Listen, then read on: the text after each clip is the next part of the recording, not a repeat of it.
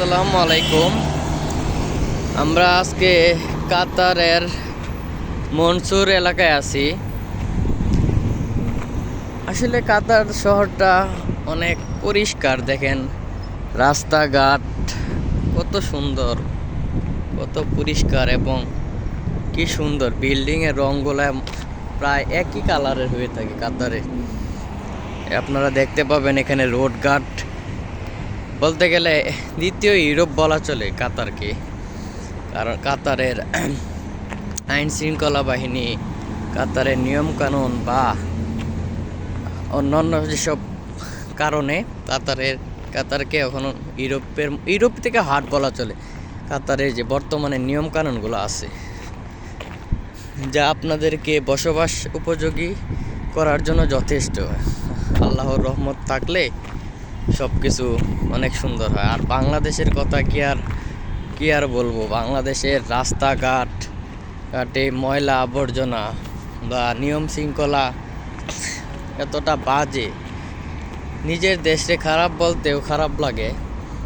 তারপরও কি বাস্তবতা তো তুলে ধরতে হয়, যার কারণে আপনাদেরকে বলা।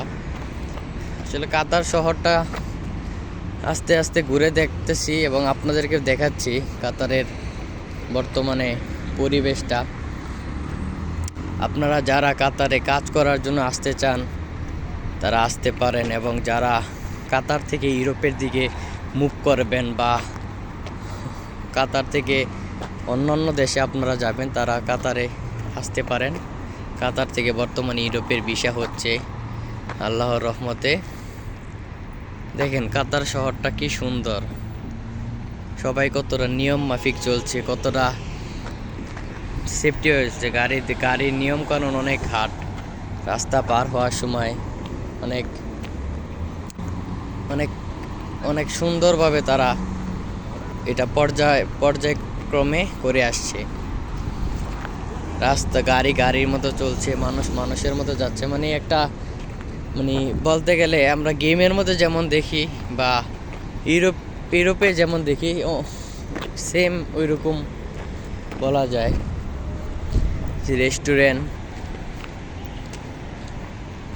যে মনসুর এলাকার দোকানপাট কাতারের দোহায় আছি আমরা। জায়গাটা অপরূপ সৌন্দর্য আলহামদুলিল্লাহ। আর কাতার অনেক পরিষ্কার একটা শহর, যার কারণে এখানে আসলে অনেক ভালো লাগে। আপনারা আসতে পারেন এবং কাতার শহরটা পুরাটা ঘুরে দেখতে পারেন। আমি ইনশাল্লাহ আপনাদের সবটা দেখাবো। আমার পেজটাকে ফলো দিয়ে রাখতে পারেন। ধন্যবাদ সবাইকে।